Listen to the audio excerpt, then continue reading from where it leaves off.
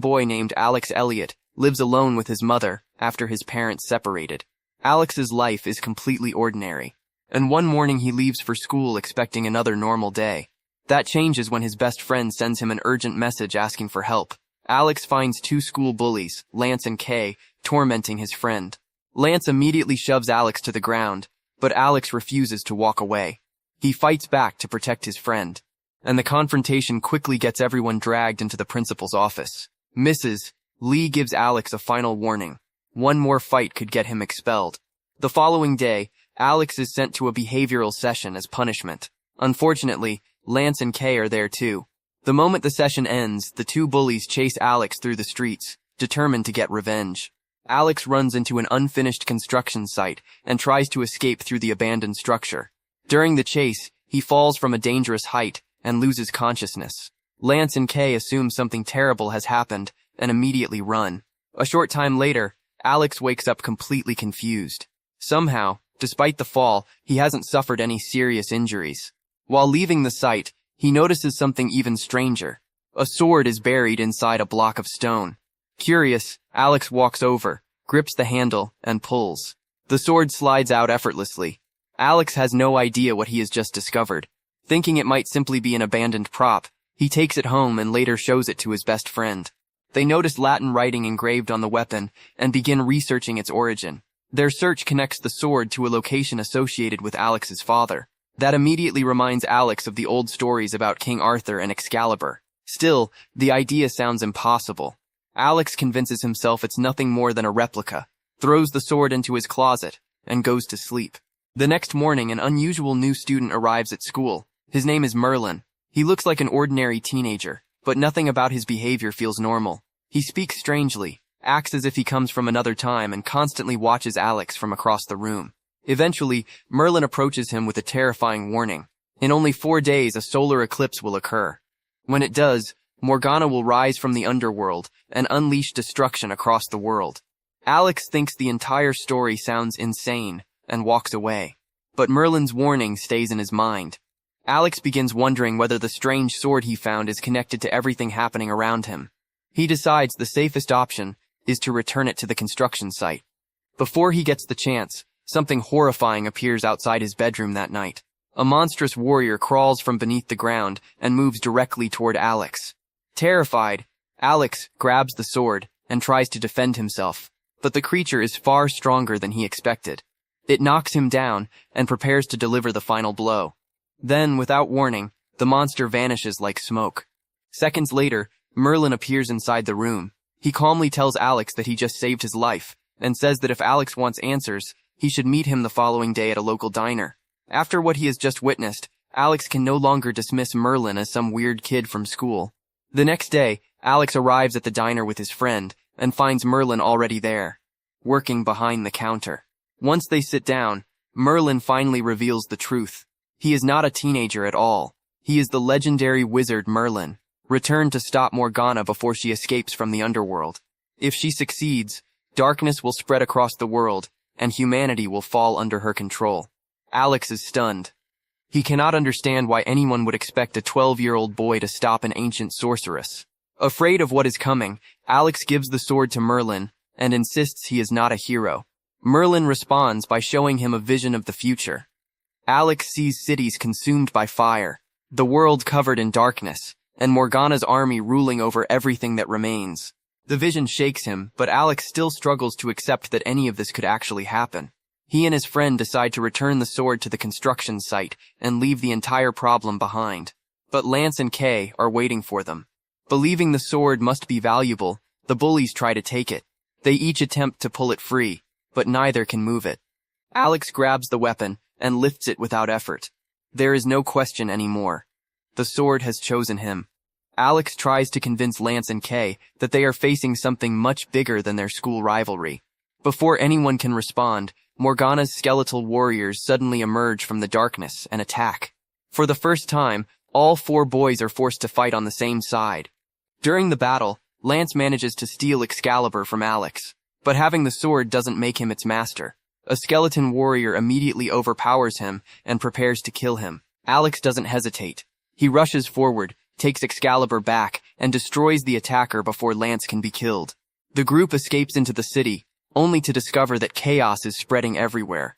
With more creatures closing in, Alex decides they need transportation immediately. They take a nearby car and fight their way through the streets, narrowly avoiding Morgana's warriors as they escape.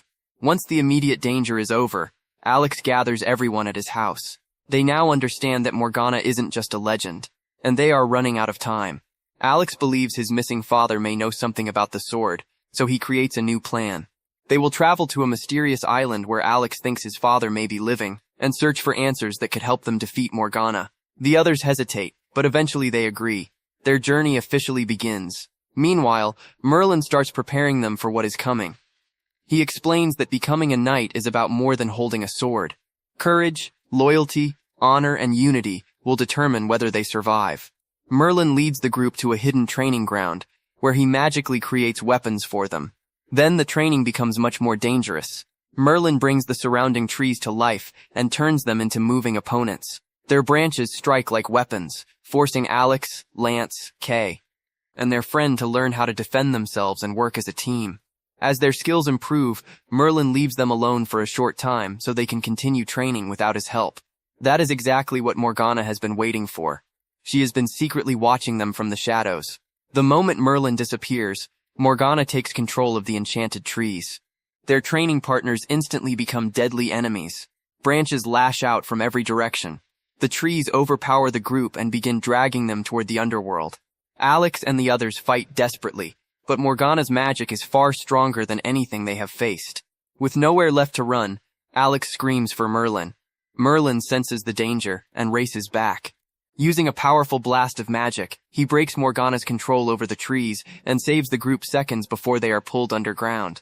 But the spell takes a serious toll on him. Merlin becomes so weak that he has no choice but to leave temporarily and recover his strength. Without him, the group quickly begins falling apart. Angry and frustrated, Lance grabs Excalibur and threatens to throw it away. Alex refuses to let him. Their argument turns violent, and within moments the two boys are fighting with swords. Neither of them backs down. Then one powerful strike changes everything. Excalibur breaks. The legendary sword that survived for centuries shatters into pieces right in front of them. Everyone freezes. Their greatest weapon against Morgana is gone. Furious, Lance walks away, leaving the group divided at the exact moment they need each other most. But Alex refuses to let one broken sword end their mission. Remembering the legends of King Arthur, he recalls one possible way to restore Excalibur, the mysterious Lady of the Lake. Alex gathers the shattered pieces and carries them to a nearby lake. Standing at the water's edge, he calls out for her help. For a moment, nothing happens. Then the surface begins to glow. A supernatural figure slowly rises from the water and reaches toward the broken weapon. Excalibur is completely restored. The legendary sword shines once again. Witnessing this changes Lance's attitude completely. Realizing how badly he handled everything, he returns to Alex, apologizes, and rejoins the group. For the first time since their argument, the four are united again. Their journey continues, but transportation quickly becomes a problem. Along the way, they encounter a group of mounted knights with exactly what they need: horses. Alex asks for their help, but the knights refuse. Before the argument can go any further, Morgana's skeleton warriors launch another surprise attack. Chaos erupts instantly. With everyone distracted, Alex and his friends take the horses and race into the forest. But the enemy follows closely behind. During the chase, one skeleton warrior nearly kills Alex. At the last second, Kay intervenes and saves him. That attack gives Alex an idea. He realizes the skeletons are not simply chasing them. They're following Excalibur. Alex decides to turn that obsession against them. Holding the sword where they can clearly see it, he deliberately draws the entire group toward a dangerous cliff. The skeleton warriors charge after him without realizing the trap. At the final moment, Alex moves aside. Unable to stop, the creatures race over the edge and crash into the river below. The chase is finally over. The following morning, Alex decides Excalibur needs to remain protected. He drives the sword deep into a large stone, knowing that no one except him will be able to remove it. With the weapon secure, Alex continues toward the place where he believes his father is living. For most of his life, Alex has imagined his father as someone special. Someone who might finally explain why all of this is happening. Instead, his aunt Sophie delivers a painful truth. Alex's father was never the heroic man he imagined. He struggled with serious personal problems, couldn't handle responsibility, and abandoned the family a year earlier. No one even knows where he is now. Alex is devastated. The entire journey was partly built around the hope that his father would have the answers. Now that hope disappears. Overwhelmed by disappointment, Alex throws his King Arthur book into the river. He begins questioning everything. Maybe he was never meant to carry Excalibur. Maybe he isn't a hero at all. But his friends refuse to let him quit. Betters, Lance, and Kay remind Alex that the mission was never truly about proving something to his father. People are depending on him now. If he walks away, Morgana wins. Their words finally reach him.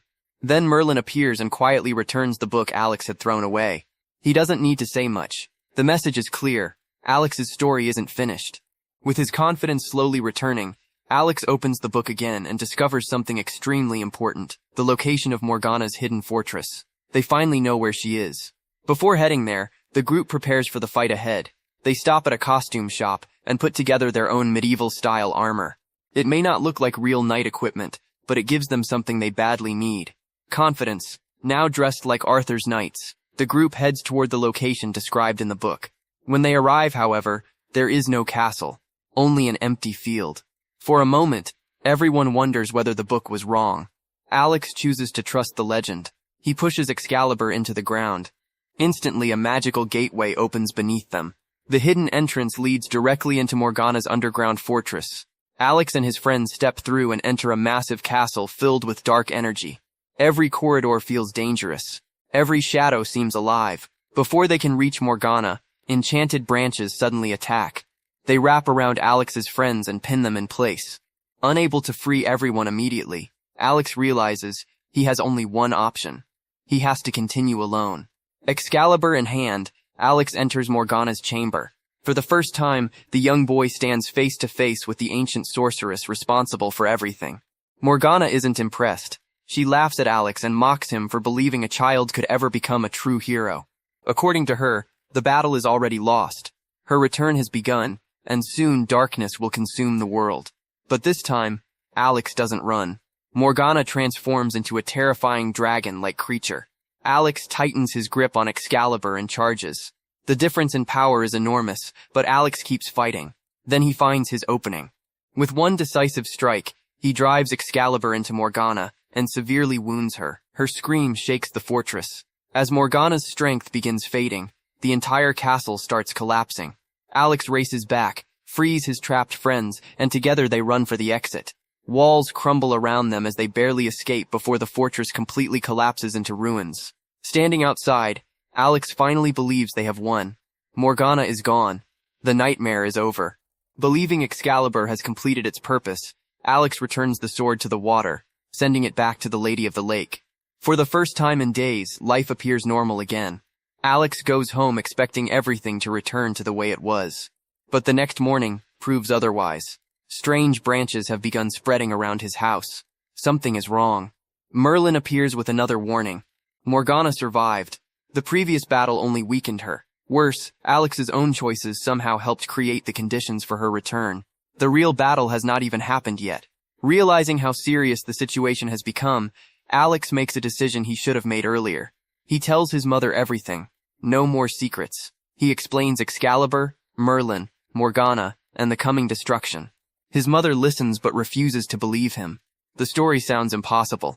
So Alex decides to prove it. He calls upon the Lady of the Lake once more. The water begins glowing, and Excalibur rises back into Alex's hands. Now his mother has no choice but to accept the truth.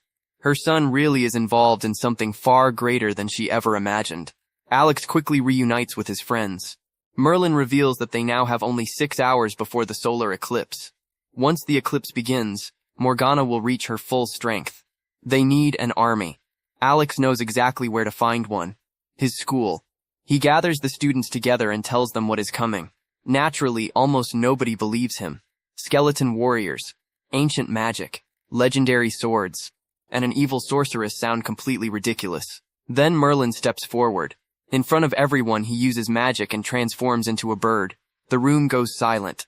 Now they believe. Under Alex's leadership, the entire school becomes a fortress. Students prepare traps, ropes, nets, and defensive positions throughout the grounds. Then the eclipse begins. The earth starts moving. Morgana's skeleton army rises from below and attacks the school. But this time, Alex is ready for them. The students activate their traps, capturing and destroying waves of skeleton warriors before they can break through. For a moment, their defenses hold. Then Morgana arrives. Her enormous fiery form towers over the battlefield. This time, she is returned with her full power. Alex immediately puts the final part of his plan into action.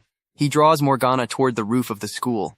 Once she reaches the position they prepared, students fire ropes and nets around her massive body.